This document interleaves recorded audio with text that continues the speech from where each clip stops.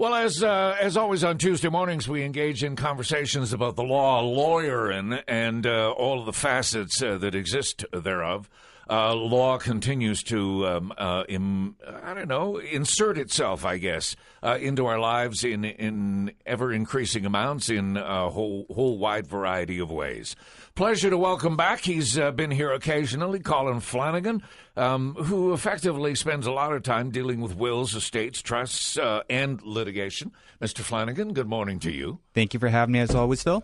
Nice to have you here. It's always good to enter into conversation, but it's not often that you bring a guest with you, and you brought a guest with you this morning. Yeah, I decided to throw a little curveball at you. Want to bring in a guest. With me beside me is Colin Edstrom. He's a bright, young, vibrant lawyer we just hired with our firm a couple of weeks ago. Bright, young, vibrant? Well, those are pretty heady words. Well, I want to go with young because it makes me feel younger as well, there too. You go. Okay. So, right. Colin Edstrom, I just want to introduce him to our listeners as well, too, and we are very proud to have him with our firm. And thanks to Colin for actually describing my tie rather than my personality. I like to think that has a sense of humor too. Yeah, absolutely. Rather quick wit. I don't think I could have come back with a retort that quickly. I guess that's the mind of the lawyer, isn't it? And right when I say right, yeah, exactly. I only got one quick retort for the morning, so I've used it up already. So yeah, I've exhausted that. So tell me, quick background from where? Born and raised Kelowna. So I've got a couple of Valley boys because Colin Flannigan also born in Kelowna, raised in That's Kelowna. right. The reviews of him were so good as a lawyer, they just figured we need another lawyer named Colin from Kelowna. Colin from Kelowna. Exactly. And graduated high school, decided the law was called. I've always wanted to know, and I'm going to ask the two of you, since you're both young men, both named Colin, did the law call to you, or did someone in your family say, you know what, you got to take, like where does that process start? Colin Flannigan, let's start with you because you're a known commodity here. How did your journey to the law begin? All right. Well, in all honesty, I can give a short answer and a slightly long, convoluted answer. So we'll try to keep it a little bit on the brief side. For those that probably know, my father is a lawyer here in town. He's the F on the front of the building. Okay. So I've always had that family connection. I've also got an uncle who's a lawyer, as well as some other family members that are also lawyers as well. I did go to my undergrad with the plan of going to law school, but that didn't necessarily work out for me. I ended up being a banker after I finished my undergrad. Did that for a couple of years. Yeah, I decided what was, one thing that's more disliked than a banker. Thought I'd try law. So went to law school in Saskatoon and became a lawyer after that. So do you become what becomes the supper time conversation, the celebratory dinner conversation? You're sitting around, it's Christmas dinner, and the first question is, hey, Colin, who are you suing these days? Or who are you taking into an action these days? I'm being stupid, really, and I apologize to my audience and to you. No need to apologize. Do you become what the conversation is around the table indirectly? I imagine that might be for some families with lawyers in them, but, as far as my family, at our conversations, my father's been a lawyer for so long that we don't really go down that road as far as family conversations. We don't really talk about work that way. Right. With my wife, I tend to bore her if I ever talk about the law. So when I'm at home with my wife, I try not to do that unless I want to put her to sleep and watch sports on TV. There you go. Okay. To Colin Edstrom then, did the law speak to you, or did somebody in your family speak to you and say, you know what, Colin, you got to start thinking about what you're going to do with your life, and there's a good thing, there's a good future ahead of you if you become a lawyer? Probably a little bit of both. Unlike Colin Flannigan, I don't have any family members that are in law. Well, I have a cousin now who's a lawyer in town, but my grandfather managed Kelowna Builders here for a number of years. My father was a dentist in town. I have no familial relationship at all to anybody, and so I think it was one of those things. As I was in university, I suspect my mother at some point during an argument told me you should be a lawyer, and maybe that inspired me. But I was just in university, and I enjoyed grappling with the issues. So I don't really have a great, exciting, engaging story about why I wanted to be a lawyer. Just sort of kind of fell into it, and you probably hit the nail on the head as well. As you're finishing up university, and you're thinking, well, I got to do something with my life. What am I going to do? And I want to do something that's interesting, something that can kind of help people, and something that I can get a good career out of. And so I chose the law. I ended up in Victoria and was in Vancouver practicing for 6 years, and then just moved back to Kelowna. Area of specialty? It's in Vancouver. I was primarily workplace law, so labor, employment, human rights, privacy, workers' compensation, pretty much anything that arises out of the workplace, and also a fair amount of commercial litigation. And so that's what I'm going to be doing over here. Either one of you, I'm just absolutely fascinated, and I'll apologize to you, but my mind is that curiosity factor that is always running off here and there, kind of like the butterfly flitting through the flowers. But either one of you ever find yourself watching the work of Grace Pastine, David Eby, the BC Civil Liberties Association, the BCCLA? I am absolutely struck by some of the cases that they take on, the way that they pursue with just dogged determination not to be turned aside, and some of the law that they cause to be enacted, or the cases that they bring forward and drive forward right to the highest level. I just so admire these people. Did any part of that speak to you, Colin Flannigan, first? Well, I think there's many great examples as far as lawyers that can inspire young lawyers, and you just hit a couple nails right on the head there.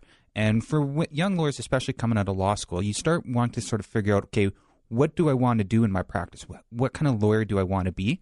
Do I want to make a change? Do I really want to help people? And I think Colin Edstrom made a comment about that as well, too.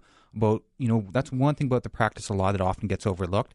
It gives you an opportunity to help people. Yeah, no kidding. And I've had the pleasure of, over time, having had my rather extensive life, cross paths with a number of lawyers, and to a number of them, that is the overarching play, I guess, that's in play, is just the desire to help people who might find themselves overwhelmed, overloaded, unable to communicate, not linguistically inclined, have trouble arranging their thoughts. And suddenly a person who has that button-down legal mind, I guess, is their point of refuge, is their point of salvation, is their white knight. Do you ever feel like a white knight, Colin Edstrom? Well, usually only on Halloween when I dress up as one, but well said. In my everyday, certainly on occasion. One of the nice things about law is litigation. When you're dealing with legal issues, it can be incredibly stressful. It can be stressful for people that are in it. It can even be stressful for the lawyers. But the nice thing about being a lawyer is being able to take that stress, take it off the people, and put it on us. We're the ones that are going to guide you through the process. We're the ones that are going to guide you through the procedure. And we're the ones that are going to help alleviate that stress that's in there. So that's one of the most rewarding parts of the job for me, is when somebody comes in and they're pulling out their hair, they're losing their mind, and in many cases for very good reason. You can sit them down and say, "Don't worry, I got this." I love that. Don't worry, I've got this. We had a conversation last week with Jill Dugans, and we were talking about case law, but more to the point, stepping into that courtroom and a lawyer working on your behalf in front of a jury, or in some cases, an individual not being able to retain the services of a lawyer. And so how do they represent themselves, and how sympathetic is the judge, and does the judge reach down off the bench and try and help this case along, or does he become incredibly judgmental, and you're wasting my time, you're wasting the court's time? And I was quite delightfully surprised to find that probably that steely-eyed judge sitting in those black robes looking slightly down into the courtroom is probably a little more sympathetic to what's going on than some of us might expect. Yeah, I'd say you're definitely onto something there. And I mean, let's also not forget that a lawyer's role is also as an officer of the court as well, too. So when we're acting on a file in a litigation situation and we have a self-represented and unrepresented litigant on the other side, as far as dealing with just basic procedure as well, too, as a lawyer, we have to understand and appreciate that we are an officer of the court and we have to help things move along as well, too. And then, it isn't always about going for the win, regardless of how you get there. Well, it's balancing your ethics as well, too, because the lawyer, you've got a zealous advocacy obligation towards your client that you need to act in your client's best interest. But at the same time as well, too, you do have that officer, the court situation. So there's a bit of both going on there, and you'll see different judges will deal with different situations differently. Whether it be provincial court or Supreme Court, how often has the self-represented litigant been in front of that judge? Is this someone that's, trying to find their way through the system? Is this someone who fancies themselves a bit more as a professional litigant? Met a few of those in my day. Met a few of those. There's been a few times that people have approached this radio station and wanted to come on with us, and it became very clear that they had a case that they were attempting to plead right here on the radio. And I've had to say to them, listen, you want to step into the court of law, go find yourself a lawyer and step into the court of law. We're not going to try this right here on the radio. I need to take a quick break. I have Colin's a pair in studio with me this morning from FH&P, Colin Flannigan, along with Colin Edstrom. We'll get now down to the business of law, legal litigation, wills, estates, and trusts, with primarily Colin Flannigan, and then we'll go on from there. Back in a moment here on this Tuesday morning. Welcoming into our studios, Colin Flannigan. We're now going to sort of roll up our sleeves a little bit and get down to the business of being in the business of. And Colin, we're going to spend a couple of moments talking about in-home care. As it relates to IH and care of our seniors. Increasingly, I find myself, you're just a couple of young Turks, and that time in your life is so far away. But for a whole lot of us, including myself, as our hair gets thinner and grayer, the prospect of what happens next becomes very real. And finding a place to obtain care, to facilitate care of this aging body, and looking after me becomes increasingly difficult. So I don't know if that's an appropriate place to start, but maybe Colin Flannigan, that is how we'll start this conversation. Great place to start. So I understand a couple of weeks ago, Nancy Ling was on the show, and she was talking a little bit about different types of care facilities and assisted living. And I want to also then talk a little bit and follow up on that and talk about some of those in-home care options as well, too, that are available to people. Sometimes we're not quite ready yet to move into a different facility. We're still comfortable at home. We still want to enjoy our independence. Let's be honest, it's an important part of our life and who we are in enjoying that. And the government of this province, and indeed right across this country, continues to insist, I believe, that aging in place is the preferred strategy, as opposed to removing you from the familiarity of your family home, where you might have shared residence with a husband or a spouse or significant other these days in whatever. And better to keep you in your home with somebody dropping in to check on you, as opposed to pulling you out and sticking you in an entirely much larger warehouse facility almost. Absolutely. And that's true for many different reasons. Let's just look at it from the perspective as far as, your own mental health, your own comfort levels, where you are most comfortable. And then it also gives you that sense of, still self, identity that, you still, this is my house, this is where I live, this is my routines. When I open that cupboard and I look inside and I see the teapot and the teapot and the teacups, and I know where the tea is, and I can quite easily make myself that mind-settling cup of tea that allows me to take a breath and collect my thoughts. Yeah, but, sometimes we get to the point where, it gets a little more difficult to make that cup of tea. But we still want to appreciate and enjoy that, hey, that's my favorite type of tea I've got there, and I want to be able to enjoy it. So there is some in-home care options available to people. So let's talk a little bit about those. Okay. There's both public and private options. Now, private options are kind of as it sounds, they are pay options. So there's a number of companies in town that offer services, a number of either through companies or individuals as well, too, that offer great and fantastic services. And there's also one of the nice things with some of these private options is the ability to customize both the care as well as the types of services as well, too. But what I really want to more talk about today is going to be more of the public options. Because with the public options, these are going to be the ones that most people are probably going to end up turning to. So there is public options available, and they're available through Interior Health. So when it comes to saying, where do you turn first? Interior Health is the place you turn to. So what I want to do is I want to talk a little bit about the boring legal side of it first, and then I'm going to move into some more practical aspects as far as how you actually get this ball moving and what kind of options are available to you. Okay. Can I start you? Of course. My sister and myself have decided that it's time to move our mother out of the small boutique home that she's been living in Nanaimo and to place her in care in Nanaimo's senior village. And we go have a meeting.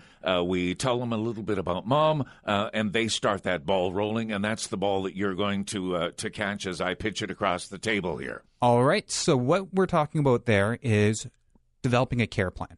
And that's going to be one of the first and most important steps as far as working with Interior Health for those that are local, as well as when you're talking about Coastal Health Authority likely for dealing with Nanaimo. Mm-hmm. What we're looking at here is going to be, there's going to be an aspect of assessment as well, too. And we'll get back to assessments and kind of eligibility in a moment. So there will be assessments as far as needs, but as well as financial aspects as well, too. But really one of the most important things is figuring out, what do you need as far as for care? What options are available to you? Do you need other types of services as well, too? Because there is a number of different services that are available for in-home care that I want to go over and talk a little bit about that. So let's move first to the legislation and some of the regulations, and then we'll come back to this topic about dealing with the health authority.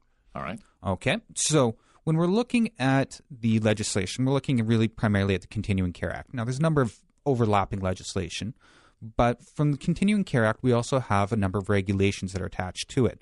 So I've got them nice and handy in front of me here. So when we're talking about the programs regulation, what we're talking about is home support services, adult day services, meal programs, continuing care respite services. I'll get to that in just a moment. Continuing care case management, kind of what we're talking about, doing that first initial assessment. Continuing care residential care services, short stay assessment and treatment centers, home oxygen program, assisted living services, home care nursing, community rehabilitation services. And as I listen to you give me that shopping list, I realize how complex aging has become. It is not a simple process because we all age differently, and we all need varying levels of care, babysitting, whatever you want to call it. And I apologize to anyone that I put it into that context. And yet that is the reality, because many of us need very complex care, and a great number of us need very little care whatsoever. Well, you hit a nail on the head there again, and I want to talk about this a little bit. Now, Interior Health, when they're going to be doing your initial assessment, they're going to want to encourage you to bring someone you're comfortable with, bring a loved one with you to help talk about developing your care plan, what your needs are and what the options are. But let's also talk about, when it becomes a little bit more difficult to navigate through this system. When we're talking about needing in-home care services, we're in a situation in our lives when we do need help. And one of the most important things as far as help, making sure that someone's there to help us, representation agreements. I know this is a topic Jim's talked about on many occasions, but absolutely. Having someone that can help you through your care plan, someone that can help make those decisions with you, can talk to your doctors, advise about what's going to work for you and what's not going to work for you. So, when it comes to take away from this topic, a representation agreement will make this process so much easier. And what does that look like? And do I go down to Mosaic Books? And I'm sorry, with two lawyers in my studio, I've just insulted both of you. That is not my intent. But what I want to do is that there are so many people who believe that they can go to Mosaic Books, get the form section, take it home, and fill it out, and it's going to meet everything that they need. And I'm not here to advocate for lawyers, but in many cases, those documents are really quite badly flawed. I've learned that over time. Yeah, you know what? This actually just reminds me of a speech I just gave the other week on advanced health planning. And we had a representative from Interior Health there as well, too, and talked about some of the issues about these self-help or these self-fill-out forms.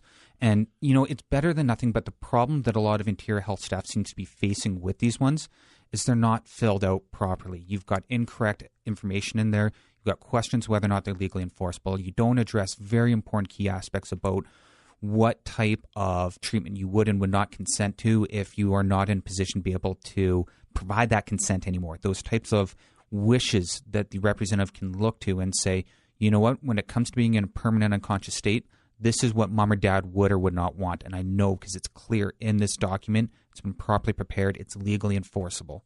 So, as much as I can understand the concern about incurring costs, but this is one of those documents that you're better to spend a couple $100s now than deal with the issues if you don't prepare it properly. All right, we're going to take a quick break. You're going to have to leave? I'm okay for a bit of time. Colin, are you okay? Okay, because I would just hate to say, oh, well, it's sort of like a psychologist's couch, We've just hit the 30-minute mark. Time to say goodbye. Book your next appointment. I would really like to stay for a little longer if you can continue this train of thought. I think the information is valuable. I think it's a great topic, so I would like to stay for a little bit, but we'll have to maybe temper that a bit. All right, okay. We have to take a break, however. So, Dan, let's take a quick break now so we can come back with these gentlemen, continuing the conversation, looking at continuing care, looking at care options for aging seniors, whether it's for yourself or somebody that you're concerned about in your life. Two of the bright young minds that I've always had the pleasure of and enjoy the conversation with, Colin Flannigan and Colin Edstrom, both from FH&P. Today we're in conversation talking about care for elders and seniors and the varying levels of care, determining what level of care is appropriate for the person that you're concerned about, or who knows, maybe it's your own self as you sit at the other end of the radio listening to this. Maybe it's your own self. And all I would suggest, if you'd like to know more, Mr. Flannigan, you'd be always happy to entertain people calling your office. It's always a pleasure. All right. Okay. So very quickly, because I know that time is of the essence, can we talk about the money side of this thing? Because for so many people, that becomes the biggest concern. Can I afford care? Or if I'm going to have care, how much is it going to cost me? Absolutely. So I'm going to segue into this a couple different ways. First, when it comes to private options, it's going to depend on the different entity that you're dealing with. Now, what I really want to talk about more today was that public option, that subsidized option where it makes this type of care available to people that might otherwise not be able to afford that private option.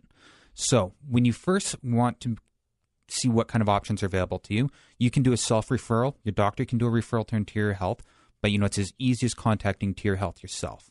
What you're going to be asked to do is to bring in a number of things to do an assessment. And this is where we're going to get into that sort of financial aspect of it. So the types of things that they're going to want you to bring in is going to be things like your care card, the name and phone number of your doctor, the name and address of a close relative or friend, or better yet, a representative with you, talking about some named under representation agreement.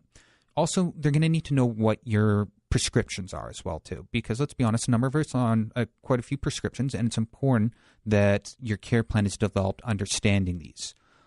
Income information, pension check stubs, as well as your most recent income tax return or notice of assessment. Let's talk about the reason why. When we are looking at this type of publicly funded program, it's subsidized. It's not going to be fully paid because there's just a certain amount of revenue that can go around. But what it is, it's trying to make these types of services more available to people. So when we're looking at residential care, we're looking at assisted living, we're looking at a percentage of the income being put towards your pay, or sort of put towards your rent and your care costs, and then you have the other incidental amount on top of that. When we're looking at in-home care, it's a little bit more tailored than that. What we're looking at is going to be a rather convoluted and complex formula that's developed through the continuing care costs regulation. But basically what it comes out is it takes a look at your income after certain deductions and incomes, and this can be both yours personally as well as your spouse's as well too, because a lot of times it's nice if we're still living with our spouse. And it takes that number, takes number of deductions, and then it does a little mathematical calculation to see what your daily rate is going to be. Now, there's going to be a cap on that as well too, because I know that's kind of a worry, is saying, well, how much am I actually going to get charged on this? So there can be a cap, and it's going to depend on what income you've got available to you, as well as, there's going to be exemptions as well too. So depending on what your income actually is, where it's coming from, and hardship.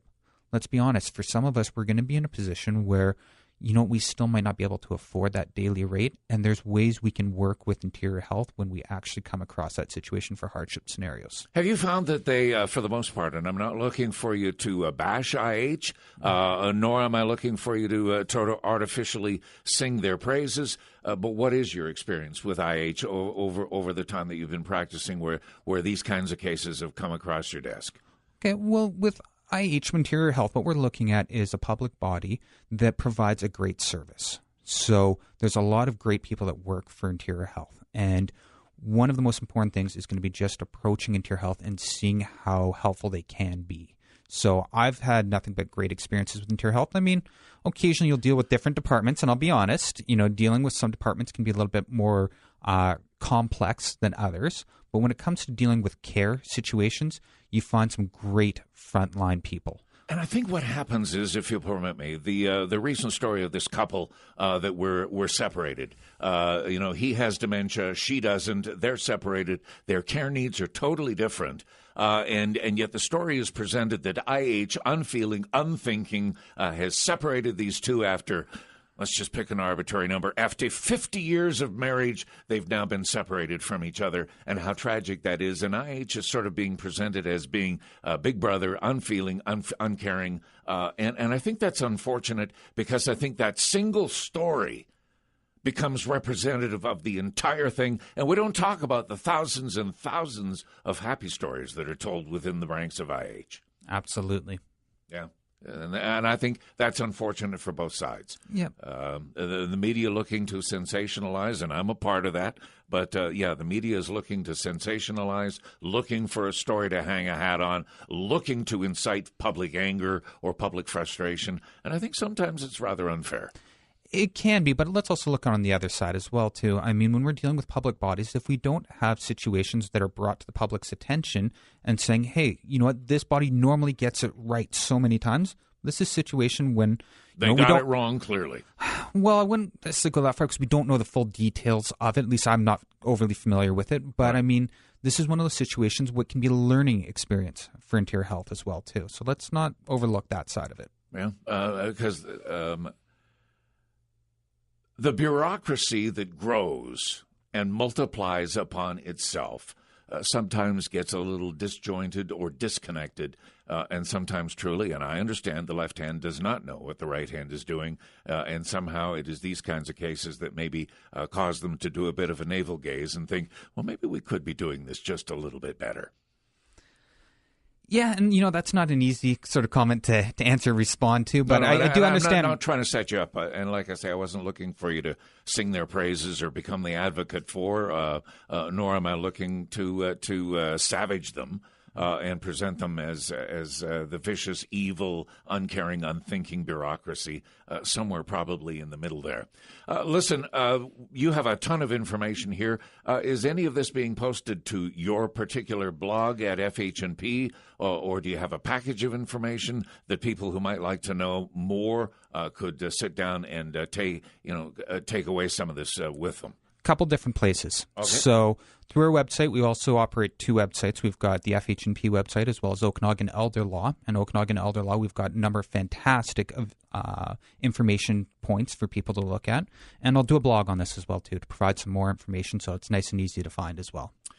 Mr. Flannigan, always a pleasure to have you in our studios. And Mr. Edstrom, don't be a stranger. I recognize that for you, this is probably frustrating in the sense that sit there in the corner and listen as we two natter back and forth. And I apologize. At some point in time, I would love to have you come back and spend a little time talking about workplace law, talking about the kinds of human rights cases that are out there, where obviously this is the area that you've decided to focus your practice on. It'd be a pleasure to have you come in and do a one-on-one. Looking forward to it. All right, sir. Colin's a pair. Good guys to know. If you want to know more, go to FH&P. It's that simple. Go to Google, type in FH&P. It'll get you exactly where you need to go.